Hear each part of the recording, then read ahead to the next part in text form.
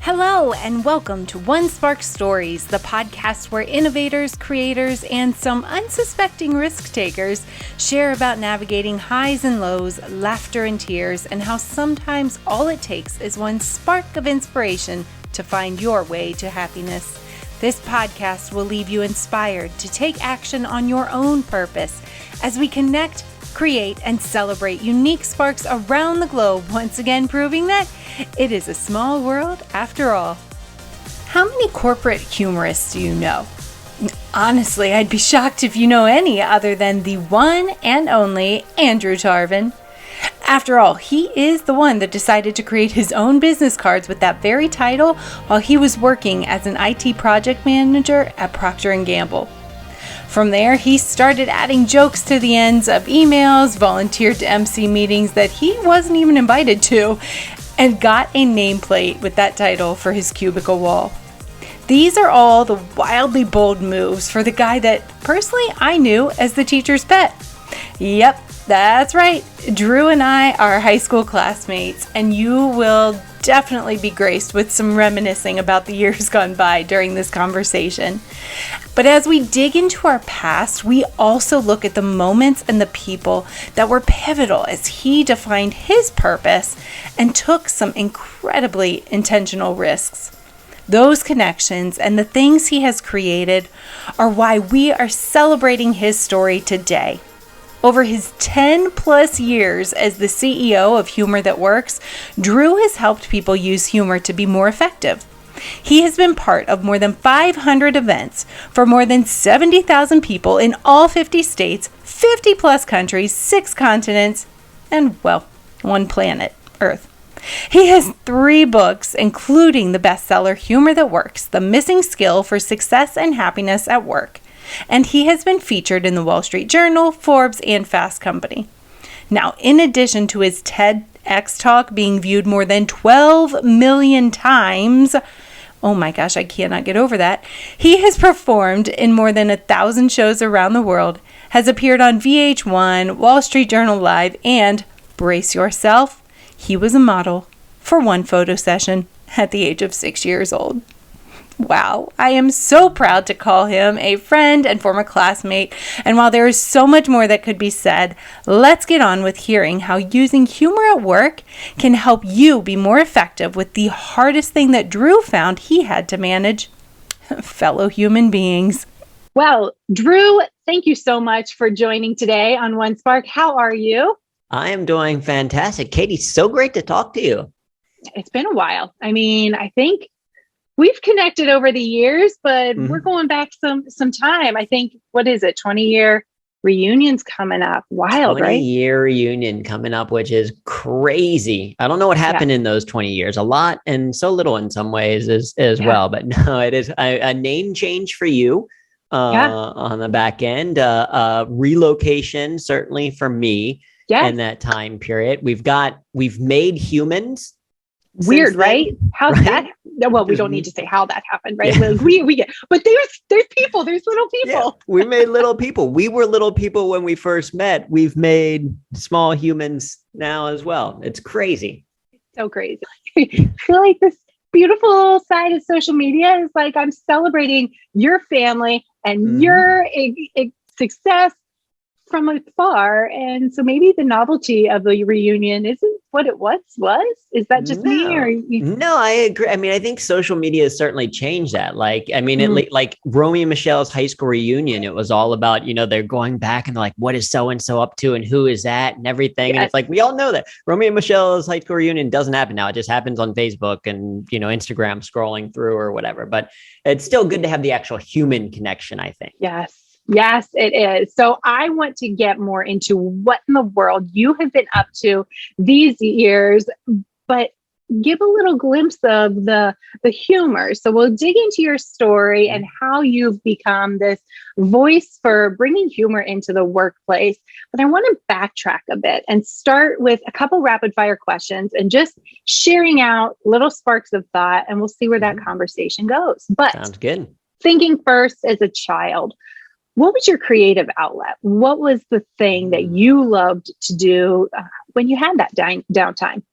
As a child, my brother and I, so I have two older brothers, and my middle brother is just a year and a half or 2.5 years older than me. And so he and I would play a lot. My oldest brother was kind of more of the like parent or guardian almost in some ways. He was the babysitter a little bit. But my mom had this rule where we were not allowed to watch TV during the week.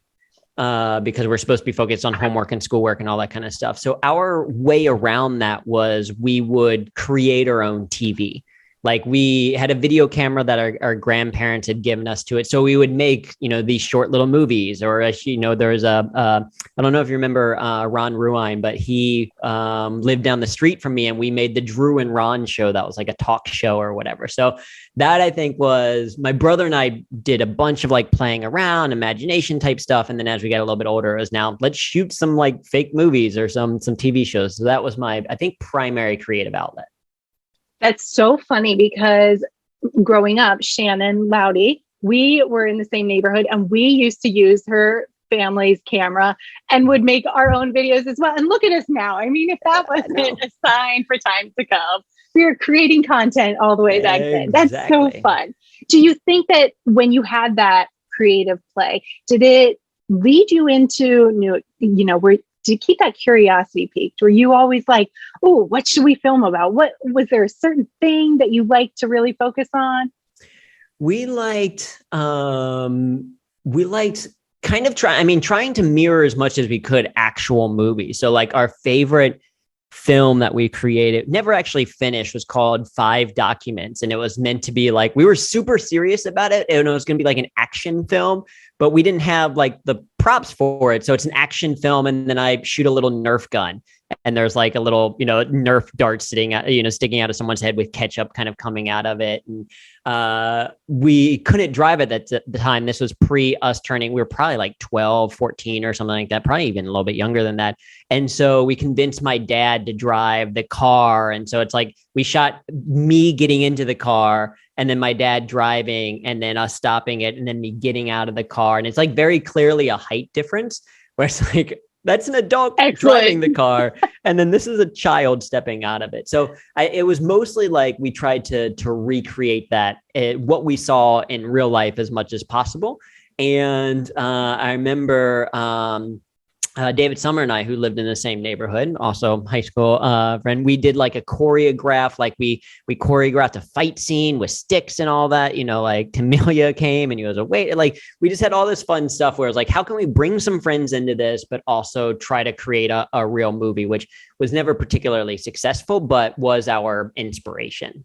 Yeah. So you mentioned it typically was action or, something mimicking real life. So it wasn't comedy. So were you the comedic kid, or were you not? Where were you on that spectrum of humor, since that is such a platform now? Yeah. And I have my thoughts, but I'd love to hear from you. And because it's interesting, because I tell this story a lot, but I'd really be open to your perspective, because you were someone who was there. Because the story that I tell, because this is true, is that, I went to Ohio State, got a degree in computer science and engineering. And that was what like high school me was like. I was voted teacher's pet. And so that was what like computer science and engineering made a lot of sense, I think, to a lot of people. Like, of course you did. Of course you went into computer science. And then I started doing improv and stand-up. And then when we had, I think maybe our 10-year reunion or 5-year high school reunion or something like that, I remember we were at that bar in Glendale. And people found out that I was doing comedy, and they're like, but you're not funny. Because I was never the class clown. I was not the naturally funny person. I was not. Yeah, I was not. That was my superlative. I was not a Johnny. I was not these people that people were like, oh, you're going to totally be on TV or something one of these days. And so that was not who I was at all. But I'm curious, what was that's my memory of it. Like, I was more of the like, no, I'm the academic type. You were the nice guy. Now, to be fair, I adore your brother, your middle brother. I mean, it kind of became a joke. Maybe I would ask how he is before anything else. So I have not yet, but he is very outgoing and energetic. And so I think because I was often around him and that larger than life energy, it was like, whoa, here he is. And then his very nice brother. And so it just, you're also there. Yeah, he's like, he's calm, he's chill, he's good. And meanwhile, me getting the superlative class clown, I'm like, it just felt weird. But I think it was more of the sense, like, we find humor. We have to find humor. So at what point did that really shift for you and go, oh, wait a minute? And you mentioned in college that there was a little difference from high school. What was it that really sparked that change? Yeah. Well, and at the risk of, I don't want people to be like, was this just a show just for people who went to Princeton high school? Like, for people listening, there's broader applications besides. You did not have to go to our high school to understand this. But Nate Sherman, who went to high school, Nathaniel, best friend growing up, certainly since basically the 7th grade, he and I both went to Ohio State. And Nate knew for a long time that he wanted to do something related to comedy. And he knew that a bunch of people would go through improv to get there. People would go to Second City, et cetera, in Chicago. And so at Ohio State, he wanted to start an improv group. And he essentially needed people and kind of just forced me to join. He, along with we got together with Johnny and Damon and a few other people at Ohio State as well. And I was there more. I don't think I wasn't there necessarily because it's like, oh, you're going to be really funny. It was more like, you're good at managing stuff.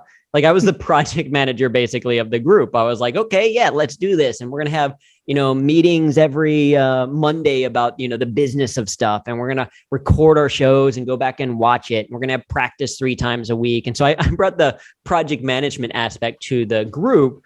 And he was always very, very funny, but I started to learn. I started to pick up on, oh, this is what's working and not what's working. And I was reading a bunch of books like the Stand-Up Comedy Bible or Comic Insights or these other things to be like, okay, I'm an engineer. I can research stuff. How does this actually work? And we eventually started doing some stand-up as part of that group as well. And I fell in love with the work. Like the engineer side of me saw, one, that it was helping me get more comfortable in front of other people, but 2, that there was almost a math to comedy. It was kind of like, comedy with, or math with words. Like, there's a logic to it and there's like a fun unlocking kind of component to it. And so it sort of became a natural fit. So, we did improv in university. Then after I graduated, I started working at Procter & Gamble in Cincinnati, but continued to do improv and stand up, moved to New York City with P&G, continued to do improv and stand up. And the more and more I did it, the more I just saw all of these applications, not for the stage, which is obviously a really cool component of humor, but how broad it applied to both work and life. And that's what I got really interested in. Yeah, that's so interesting when you said how it was something you could study because you could be more comfortable around people, that reading people. And for me, humor was always my mask. It was my comfort because I love the energy of people and I could read the situations. But if I didn't know how to react, it was like, okay, I'm going to make an awkward joke. I will be that person because the anxiety would become so crippling at times. And so it's interesting to hear you say, once you were able to study it, you could read people because there is a science to it. So when you think about humor, it was something you learned. What would you say is a misnomer? What's something people need to unlearn about humor? Well, I think part of it is recognizing that humor is a skill. Like, it is something that you can learn, because even the people who are quote unquote naturally funny, it's much less likely that it's just something in their DNA, like that it's their genetic makeup, and probably more likely that they had a family member who is really funny, that they learned storytelling from, that they learned through osmosis how to react, like maybe through a brother or a cousin or something like that. You learn these types of things. Or if you're an extrovert, like I'm very introverted. And I think you saw that like more so even in high school. And so it took me time to realize that like introversion, extroversion has nothing to do with social capability. It's just that if I'm an introvert and in high school, I'm probably spending a lot more time reading or, taking apart computers or writing a computer program or playing video games. Whereas an extrovert might be spending more time hanging out with friends or having conversations. And so the sheer number of repetitions that an extrovert has by the time they graduate high school or college in terms of conversation is just dramatically larger than the repetitions that an introvert has often. And so if you start to unpack that, if you learn what confidence looks like, if you learn how to have small talk, if you learn things like humor, you can get better at them over time. And so I think the biggest misconception is just, oh, I'm not funny, or I could never do improv, or I could never do stand up. And I was very much one of those people that believed that. And then just realize like, oh no, it's a skill. And just like learning how to talk or learning a new language or trying to get at least a little bit better at cooking. I'm a terrible cook, but I'm getting slowly better. Like they're all skills with practice and repetition. You get there. Not everyone's going to be, Ali Wong or Trevor Noah levels of funny at any point, but they can at least improve that skill. And so that's a big part of it, is unlearning this idea of like, well, I'm just not funny, and being like, okay, no, I can take steps there. And part of that is also tapping into what type of humor comes a little bit more naturally to you, your kind of persona or whatever when it comes to humor. And that has been, I think, the other thing for people to realize is that the way that you're going to be funny is going to be different than the way that I'm going to be funny, which is going to be different than the way that Eddie Izzard is going to be funny. Yeah, which is fantastic. We want that. We don't, things get really boring when everybody's funny is the same, because for, at least in my personal view, part of the joy of humor is the irony and the unexpected. And so if everybody is suddenly telling the same joke, and bless my husband and his dad jokes, at some point, it's like, okay, let's try a new one. Let's hear a different perspective, and that off the cuff. So yeah, it's important that we recognize that humor doesn't have to be the same. And by studying it, you're just learning an art form, much like a Rembrandt, looking at all the different ways. So that's really neat. Now, thinking of creating an opportunity, big pieces of One Spark are connecting, creating, and celebrating. And you talked a little bit about how improv came to life in college. One of the opportunities that I'm grateful that you had was during the pandemic, your team was having virtual improv nights, and people could come in and they can still join and have these opportunities to engage. And I thought, this is absolutely terrifying.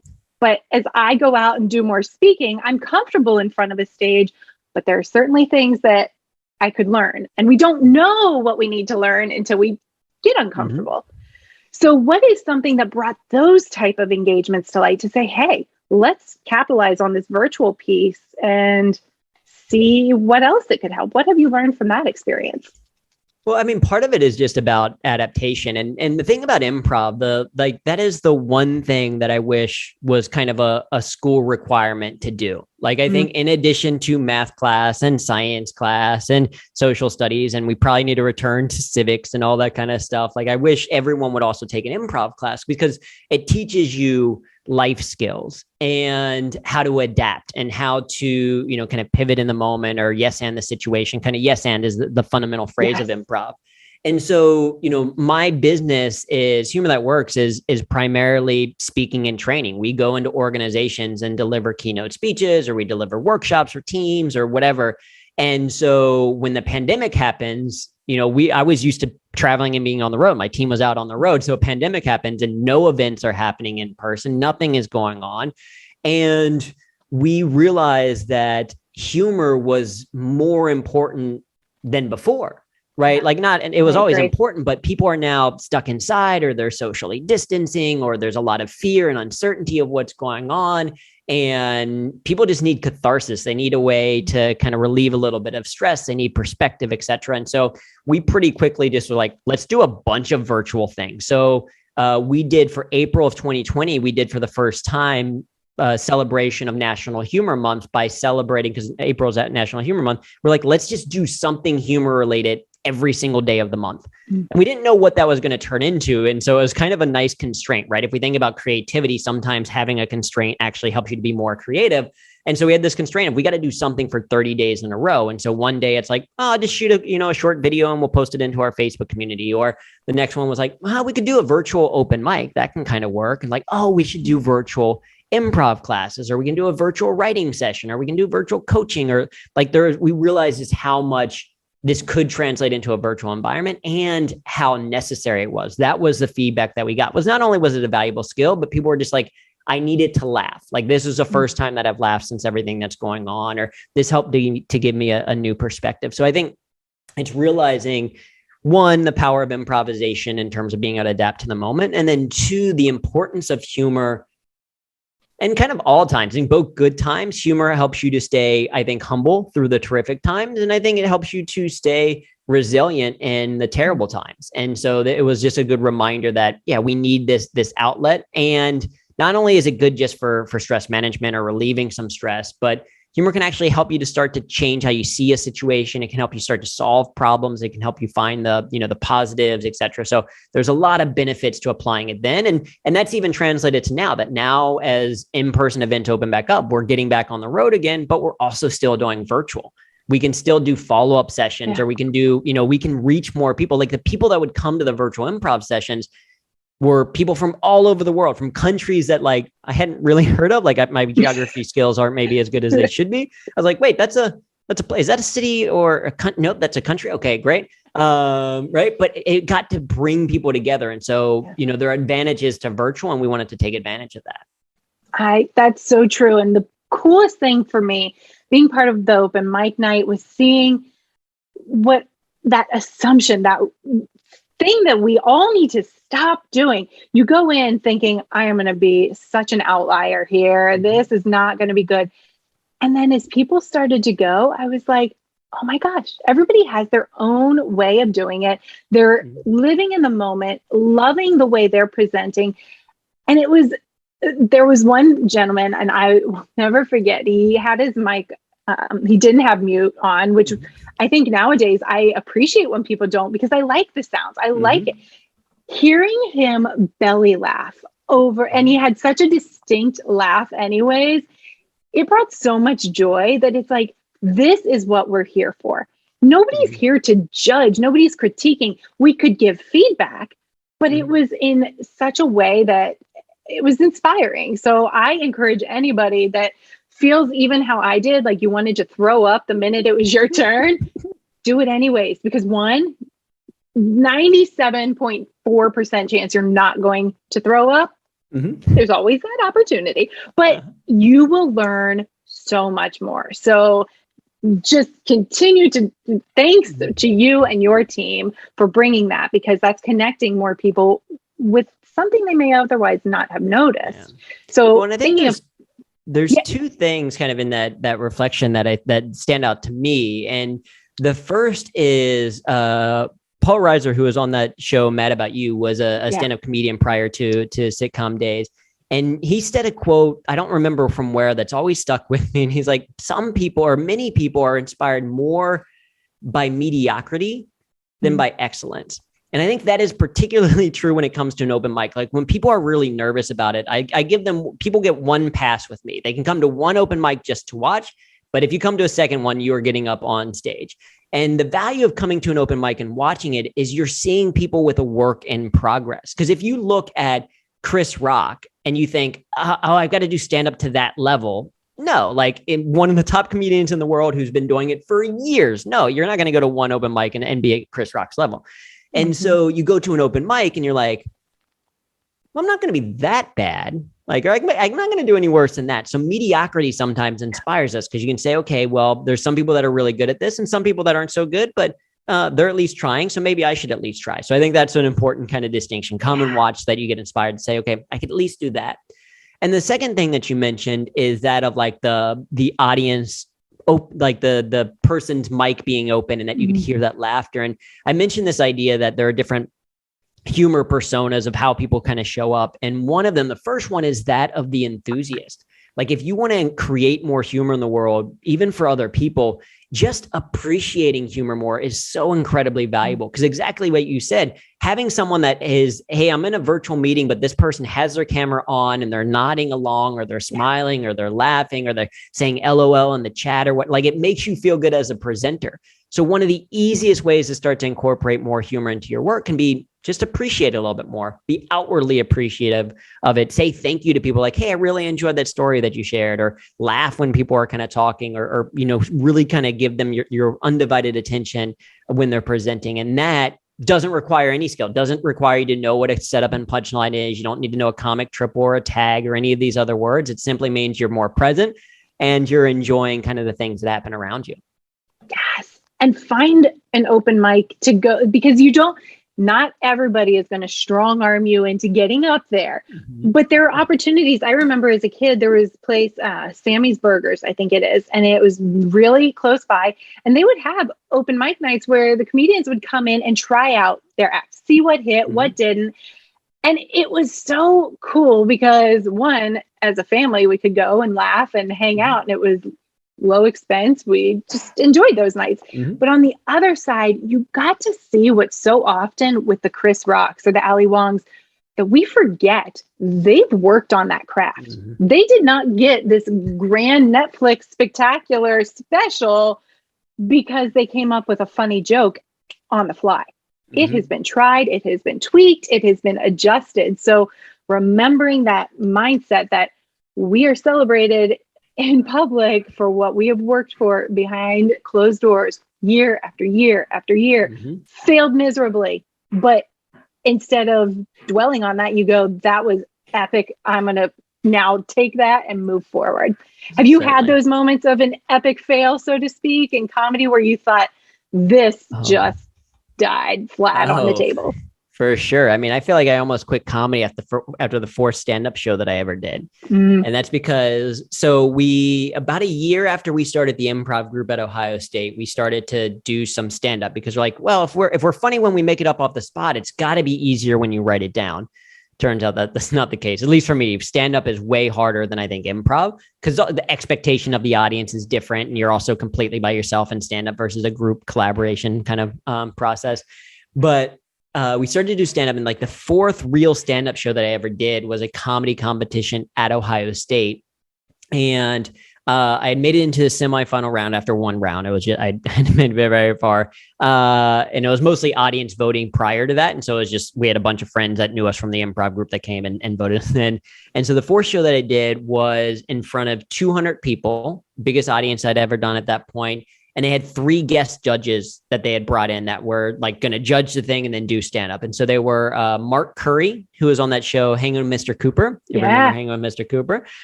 Joe Coy, who now has a bunch of Netflix specials and known by a bunch of people. This was, early on in his career. And Daniel Tosh. And this was before Tosh.0, but like he was already still a big comedian. And so you would perform for 6 minutes, and then the 3 guest judges would like critique your material and all that kind of stuff. So I got 3.5 minutes into my set and completely blanked. Like could not think of the next thing to say. And rather than drawing on my improv skill, that was a different world to me. I was like, stand up and improv, they're completely different. Rather than drawing that, I just stood on stage, looked at my feet and said, wow, sorry, wow, for like 35 seconds. It was the longest 30 seconds in my entire life. And my brother Dave, who was there, who's normally a very positive person, he refused to watch me do stand-up for like 5 years afterward. It was so awkward. He was like, I can't go through that again. I can't go through that kind of like empathetic awkwardness, etc. Because that's the thing, is the audience wants you to do well. Yes. If you're awkward up on stage, they're going to feel awkward in their seat. It's not like they're like rooting for you to fail. And so what took me some time so after I did that, like I tried to run off stage, but I couldn't because they had to judge my set afterwards. So they kind of like forced me to stay on stage. I mumbled through some things and eventually they were very kind. They're like, hey, aside from the whole forgetting stuff, here's some things to work on. But after that, I was like, okay, maybe I'm done, right? That was awful. And it took some time and some processing and eventually realized that that's kind of the worst that happened in stand-up. Like aside from maybe getting slapped at the Oscars, that's a new kind of caveat that I have to say. Probably not going to happen to most people, but like in stand-up, you're just going to bomb. It's going to feel awkward. It's going to be feel like a really long time, but I wasn't injured. I wasn't irreparably harmed, etc. And so 1, that's already rock bottom. So I can only go up from here as a comedian. And then 2, tactically, I learned that I shouldn't memorize everything word for word. Because that was my problem, is I had rote memorization. And rather than trying to perform in the moment, I was trying to be correct to this script that no one knew existed. And so when I fumbled some things in my head, I got completely in my own head and couldn't do anything. And so I become a lot more extemporaneous when it comes to stand up and humor. And over time, like I said, it took some time, but essentially one of the kind of crystallized messages that I've learned from improv, from stand up, from that experience is that failure is just data. Right? It's simply to say the way that you did that particular time didn't work. It's not commentary on your worth as a person. It's not to say you're never, ever going to be funny ever. That kind of thing. It's just, okay, here's a piece of data to what you tried. And now you can use that data to inform the next one. Yes. And I don't know if I should feel proud to say this, but every time you fail, it gets a little easier, right? Like it's a weird concept, but it's actually something we don't celebrate enough. And to say, wow, that really didn't go as planned.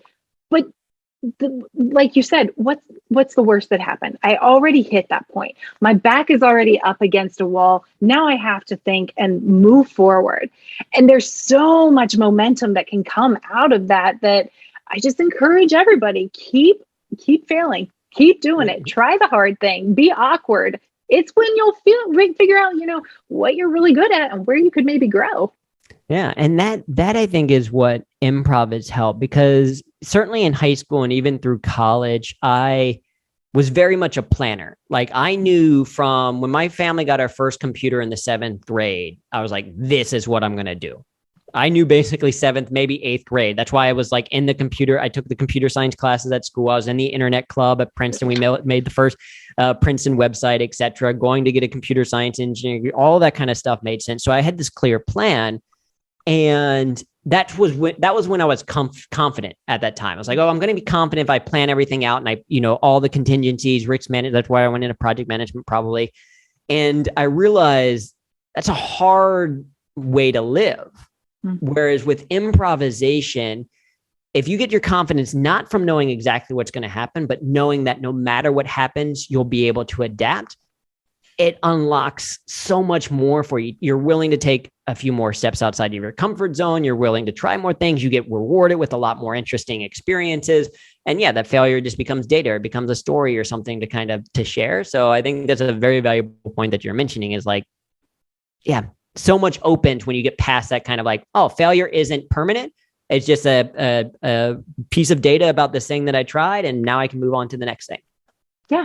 And nobody cares more than we do. Believe it or not, nobody really cares about us as much as we think they do. It's really sad. So was there somebody in your career that you would say helped connect you with humor in the way that really drove it home? Or maybe even not humor, something that you would say really influenced that professional career? Because you were at P&G and then you shifted and made to some people, a wild choice to chase this humor pathway when you had that career. Is there somebody that you would say was influential in that piece? I mean, there were a number of people that certainly helped. My first manager at P&G was kind of critical to what I did because of his support. Like my first week on the job, he gave me the advice. He's like, at P&G, it is better to beg for forgiveness than it is to ask for permission, right? Which is a cliche saying, but I think it's a great one. And for me, fresh out of university in my first role after undergrad, this was like, oh, wow, what incredible ownership. And I'll admit, I was a little bit skeptical. I was like, that sounds like a nice thing to say, but I don't know if I believe you. And so I was like, maybe I can test him a little bit. I started to incorporate a little bit of the humor stuff of what I did. Like I started adding jokes at the ends of some of my emails, or I started teaching improv exercises to team members, etc. And never once, to his credit, never once was he like, no, you can't do that or stop that or anything. He gave me encouragement. He's like, hey, that was an interesting thing. You could try that here, or you should do this, or you should be more specific about it. And I proclaimed myself the corporate humorist of P&G. Right. I got business cards made and I started an internal blog. And that's what I assumed was going to be the line. I thought, someone from HR was going to be like, you can't just create your own job title. But no one ever did. My manager supported that. He made it as part of my work and development plan to say, here's a small chunk about that. And I told him that I wanted to move to New York City. And I was like, honestly, I want to move to New York City because there's way better. Or actually, I said, I want to move to Chicago because a bunch of my friends are moving to Chicago and they're going through Second City and IO and all that. and I want to move there for comedy. It's like, well, we can't tell our management that you're going to move somewhere for comedy, but we can say, hey, you're here in Cincinnati. You've lived here your entire life in the state of Ohio, and you want to explore and find new things, ideally a bigger city.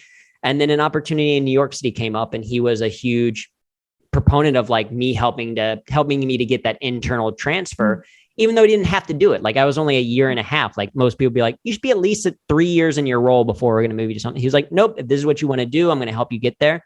So I think he was certainly a huge help. And that helped me to build kind of this trust. Like, because people sometimes ask when I left P&G, and I, especially growing up in Cincinnati. I mean, I'm sure you know plenty of people that worked at P&G. I knew of people. I didn't necessarily know a ton of people who did, but like my family was like, when I got the job at P&G, they're like, you're set. This is your career. Like you can work there for 40 plus years. You'll retire very comfortably. You'll have a comfortable life in Cincinnati, Ohio. You might travel a little bit, but the headquarters are here. So you'll always be close to home. They're like, this is perfect. And so the possibility that I would even leave P&G, when that came into mind, that was like a huge shock to some people. And a gentleman named Rajiv Satya was very helpful kind of in that, because he was someone who worked at P&G and then moved to LA and started to pursue stand-up full time. And so he was a great mentor to me. And I joke with him where I'm like, wait, if Rajiv can leave and be successful, then anyone can do it. He's like, no, he's actually very talented. He's very good at what he does, but he was a great mentor. And between that and creating a project plan, what I called Operation Leave Corporate America, I had the confidence to kind of say like, okay, once I've completed these things, I feel comfortable leaving. And that was 10 years ago this year. I left in 2012. So it's been 10 years full time in this Humor That Works journey. That's wild. And you've done some amazing things. Let's run through that. You've got your TedX talk, right? You did work with Simon Sinek. Is that, I mean, just unload on us, because we could jump the gun here and say, let's celebrate you already. But take us through that journey. What all have you been up to? Yeah, I mean, it's upon reflection, it's kind of crazy to see some of the things that happen. And so, I've done 2 TEDx talks, one at Ohio State University, another one at Texas A&M. The one at Texas A&M, for whatever reason, I'm very proud of it, but got successful. It just recently passed 12 million views in terms of being seen. So Incredible. It's been seen all around the world. As a speaker and as from a business perspective, have delivered events in 30 countries on 6 continents, at another 100 or so countries if you count the virtual places as well. I've been to all 50 states, delivering events, done over 600 programs, I think, for more than 300 organizations, groups like Microsoft, IBM, United Nations, the FBI, NASA, like some really interesting, really cool kind of organizations to connect with, have taught some classes through Simon Sinek's online classroom, and done some work specifically with his team. And it's just been a wide range. And the thing that all of that has in common, because sometimes people look at the client, they're like, I maybe understand the Microsoft thing if you have a degree in computer science and engineering, but what did you do for the FBI? Like, what's going on there? So, like, this is a weird range. And the thing that I say is, the one thing that all of those organizations have in common is that they deal with humans. And so the way that we approach our training is, it's not about being more efficient in whatever specific task you have. There are great trainings out there for that type of thing, but we're here to help you to be more effective with humans. We're here to help you unlock this skill of humor so that you send emails that people will actually respond to, or so that you manage the stress of day-to-day work, or so that you're a leader that people want to follow and engage with, that kind of thing. And so humor is kind of the through line. It's not the end goal, but it is the tool that we're using to solve some of these problems. And we've just been very fortunate to be able to work with some pretty cool organizations and some pretty cool people to solve some pretty cool problems. Yeah, because even in all those countries and all the different organizations, smiles speak the same, laughter speaks the same. It's a way that changes the dynamic of a room. And there's a lot of power in that. I think that as we have these conversations, it will bring more awareness to the importance of imagination, creativity. Now, you mentioned NASA. One of my absolute favorite studies that's horrifying at the same time is their longitudinal study about creativity, and how creativity has been stifled because we've been taught, we've been trained, we've had systems, and it's detrimental to our future if we don't recognize it and start opening the door to that levity, to a little bit of humor, to allowing the creative play back into the workplace. Because at the end of the day, work is just serious play, but it doesn't have to be so serious. So I think it's fantastic that you've been able to get people to understand the value of humor. And the book is right there behind you, Humor That Works. And you've got three books. Three. Okay. I'm like 2, 3. 2, 3. Yeah. So the first one is just 501 ways to use humor. It's simply like just a big reference guide. If you're like, I want to use humor, but I don't know how to get started, I, create it as you can turn to any page and pick one of those things, or you can be like, okay, I want to use humor in an email. Okay. Here are 11 different things to, potentially try. The second book is called The United States of Laughter. And that's just a memoir of me going to all 50 states in a year, and just kind of what I learned from each state. So it ranges from life lessons learned at the Grand Canyon to the best donut that I've ever had in Fargo, North Dakota. So it's like a whole wide range of things. And then this book, Humor That Works, is kind of distilling what I've learned over the last 15 years of exploring humor, and particularly in the workplace.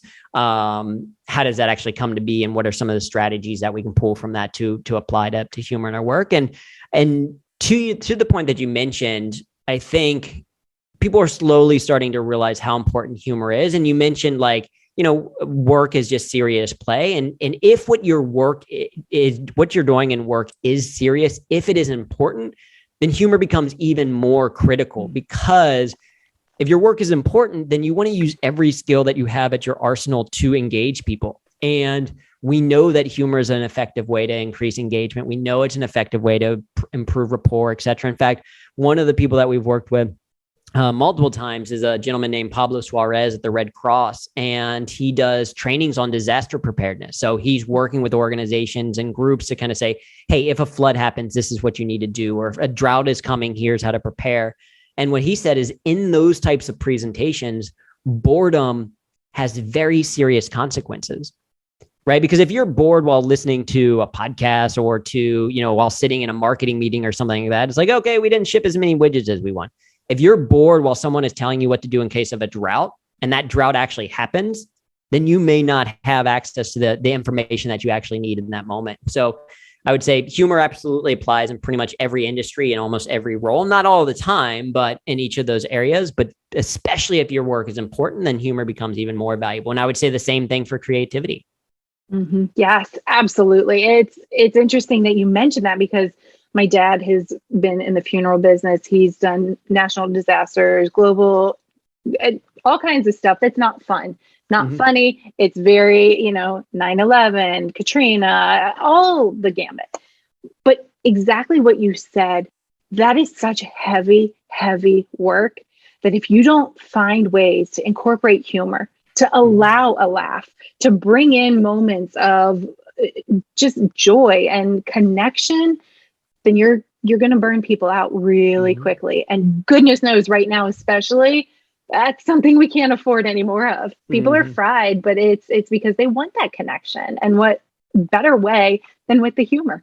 So is there anything you would encourage people that love the idea, but they're still unsure? They're like, I don't know either if I should chase that dream like Drew did, like say, you know what, I believe in it, I'm going to make this happen.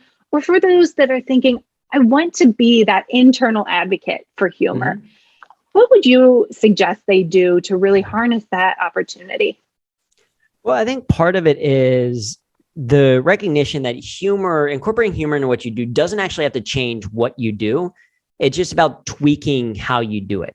Right. So one of the things that we encourage in our programs is for people to try to think of 1 smile per hour. Like, what is one thing that you can do each hour of the day that brings a smile to your face or the face of someone else? Right. And I'm very intentional that the organization is called Humor That Works, that I speak on humor in the workplace and not comedy at work, because humor to me is more broad, where comedy is very much about making people laugh.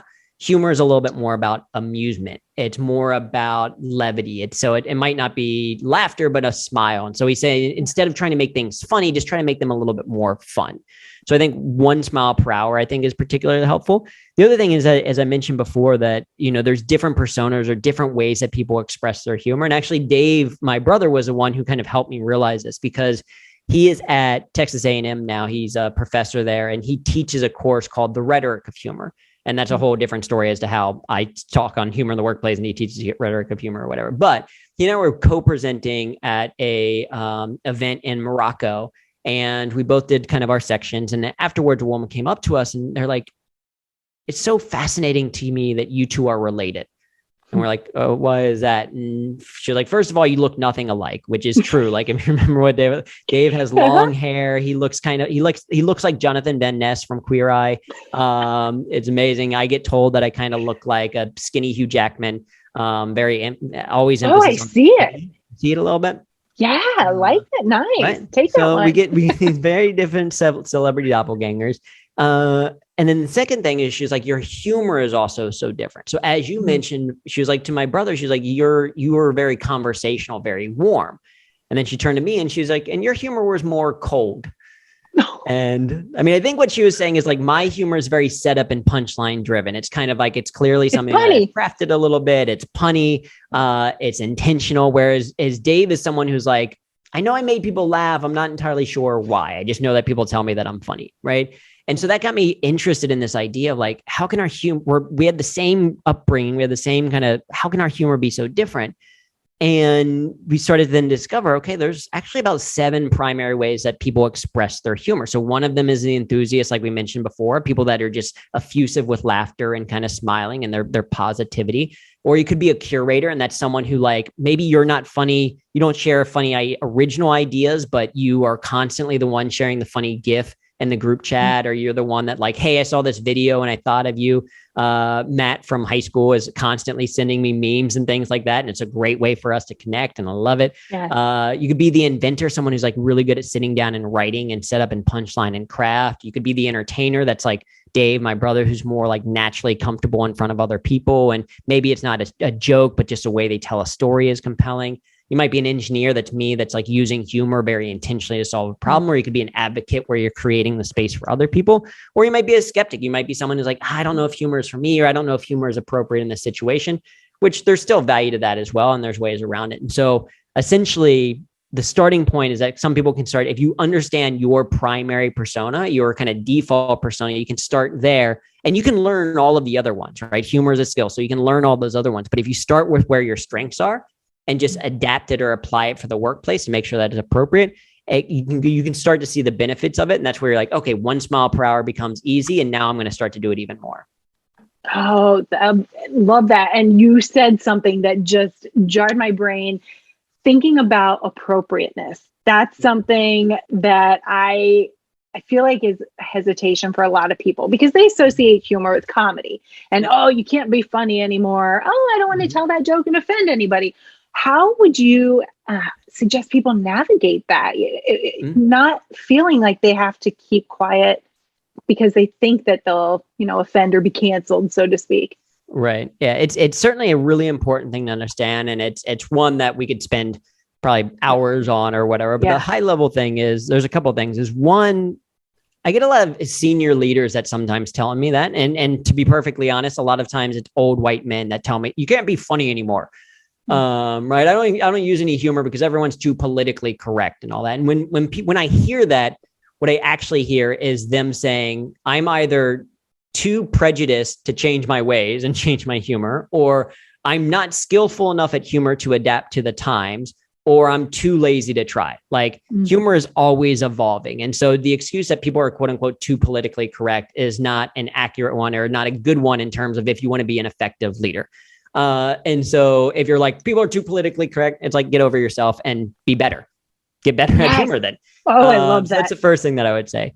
The second thing is humor is interesting because to answer the question of is something funny or not, the answer is, did it make that person laugh? If yes, then it's funny to that person. If it didn't, then it's not funny, right? That you don't get to decide as a humorist whether something is funny to another person. The same is true about offensiveness. You don't get to decide if someone says they were offended by it, you don't get to be like, but it wasn't offensive, so you're wrong, right? If someone is offended by it, then something's going on. And I think it's worth at least a conversation. That's where I think intent really matters. I think if you do offend someone, understanding why and apologizing. Like if you look at a lot of the people who are quote unquote canceled, it's because they either did things that were illegal that are basically sexual assault, or that they weren't actually apologetic about that they were egregious about it. And they're like, instead of apologizing and saying, here's how I've learned about this situation, and here's why I was wrong, and here's, resources for people that might have been marginalized by what I said, et cetera. If they're like, but I didn't mean it. Like, that's why they're canceled, is because you don't actually care. Yes. And so so certainly if you do offend someone, then it's about understanding, empathy, and then apologizing and making amends. But to avoid that situation in general, you're exactly right that the humor that we see in a stand-up comedy club, the humor that we see in a stand-up comedy special is very different than the humor that we want to use in the workplace, right? The goal of a comedian in some ways is to kind of toe that line or to say things that are slightly shocking, except that is not the goal in a corporate boardroom, right? Yeah. When you're standing in front of probably not going to go over well. Not going to go over well. And so you want to keep that humor more positive and inclusive. Because then if you say a positive, inclusive joke that no one laughs at, it just becomes a positive, inclusive statement. People aren't bothered by it. It's like, oh, that was an interesting thing that you shared right there. And certainly there's kind of more nuances to it. But I think overall, it's improve your skill so that you don't do it. Apologize if you do offend, and then start to focus more on those smiles as opposed to, those really kind of edgy laughs that you might be going for. Yeah, because it goes back to that mediocrity. Mm-hmm. Sometimes that neutral zone is actually the best. It's where everybody feels welcome. They can belong, a part of that humor. And it's not jeopardizing their identity, whether it's personal, social. There are so many layers to us that people assume they know how you carry. They assume you know what identity you lead with. And that's, I think, where it falls flat. So that is a perfect way to put a little bow on how you can have that humor shift in the workplace. Before we say a final goodbye, I want to celebrate you, but flip it and say, what do you want to celebrate for yourself? You have had an incredible duration of we're only going to say it's the beginning of the work you're doing, but what is something you're really proud that you've been able to do? It's a fantastic question. I mean, I think certainly the TEDx talk is one of those moments, at least from both internal, because I was really proud of it, and external, that it's now at 12 million plus views, and there's tons of comments and all that kind of stuff. And so it's quote unquote viral in some ways. And it's always fun. I get pictures sent to me every now and then from friends or people from high school or whatever, where it's like, I was watching YouTube, I was watching TEDx talks and yours came up next, or it was like, you're on my TV right now because I was on the YouTube app and something happened, or this is like, so that's, I think, of course, really fun. I think, from a purely not humor related perspective, I'm very proud that between my wife and I, that we are developing a safe family for our daughter. We have a 10-month-old at home. She has made her stage debut. I was speaking in Colorado, and what I'm proud of is that we have the kind of, we've structured the flexibility and stuff like that she, like my wife, and she traveled with me to this event. They came, she got to see me up on stage and see me. And then there was a little bit of a break. And so I brought her up and we came back from the break with her on stage. So hopefully she doesn't have stage fright, because she started at 6 months old being in front of, 200 plus people. So hopefully she'll be okay. But I'm proud that we're able to build that. And then I'm proud of the message. I mean, that's the one of the biggest advantages to the work that I do is I get to wake up every single day super excited about pushing people into humor, like in many ways that Nate did to me back at Ohio State. I was never someone that like raised my hand, I'm super funny, I'm going to do this. I needed a gentle nudge from someone. And so for me to be able to be that gentle nudge for other people, because of everything that is unlocked for me, I know it's so tremendously valuable for other people. That I think is what I'm most proud of, is that like that gets to me my daily work that I work on. Yes, well, I appreciate that. I can attest to all of that, because anytime I've reached out and said, hey, I have a question, I think what you're doing is so cool, and I want to hear more about, I want to bring it. You are always so genuine and so kind, just as I remember you. Don't worry, even though Dave is always fantastic, I think that you are one of the most humble and genuine leaders. So kudos to you. where can people find you? Are you across the socials? Where would they best connect? Certainly across the socials. I mean, if you're interested in learning a little bit more about humor, we put together some resource guides for this particular group. So if you just go to humor.me/onespark, we've got a bunch of free resources there. We also have a free link to our personality or humor persona assessment. So you can kind of take that. It takes 2 minutes, completely free to do. It helps you understand what your kind of primary persona is. We also have worksheets and other things. All of my social media information is there as well. Or you can find me at Drew Tarvin. So DREWTARV as in Victor IN on all social media, including, fun fact, I recently discovered I still have a MySpace page. Do you have a top 8? I think I removed the top 8 eventually. Like it's been slightly updated. I think they did a redesign. I wish it was still there with like, I probably had some rap song as a music playing at a top 8 of something. And Tom was in my top 8. Yeah, he was listed there. I don't know if all that stuff is there, but if MySpace is your jam, then you can connect with me there or on the more traditional places of LinkedIn, Instagram, Twitter, etc. Fantastic. Well, thank you so much, Drew. I could keep going on for hours, but we'll just put an end to it for today. Thank you for living your purpose, helping others embrace that spark of humor, and just bringing more joy back into the workplace. Thank you, Katie. This was awesome. If that didn't give clear evidence as to why Drew has worked with clients such as Microsoft, the FBI, the U.S. Navy, ESPN, PepsiCo, GE, and even the International Association of Canine Professionals, then I don't know what would. And yes, he has shared that there were in fact dogs in the audience for the Canine Professionals. A fun side note about making videos with friends as kids and all that creating. When I was filming once, my friend and I were getting very theatrical, and I tripped, breaking my toe. And as you play back the video, you could absolutely hear that pop. Lovely, right? Since then, I have gone on to break every single toe, some of them multiple times, but honestly, that's another conversation for another day. So anywho, not only is Drew as incredibly kind and hilarious as you got from this conversation, his relatable demeanor and his action-oriented work is inspiring people around the world. Make sure that you check out the show notes for a link to some free resources and a humor assessment that Drew has crafted for us to use. If you love this episode, please rate the show, leave a review, and even better, share this with someone you know that could use a spark of inspiration or maybe needs a dose of humor in the workplace. Thank you again for joining this episode, especially for going down a walk of memory lane. And as always, be well, stay curious, and we'll see you real soon. Did you know? Oh, wait. Fun fact, a town in Canada, it's illegal to frown at a cow. Wowza! Later, Tater.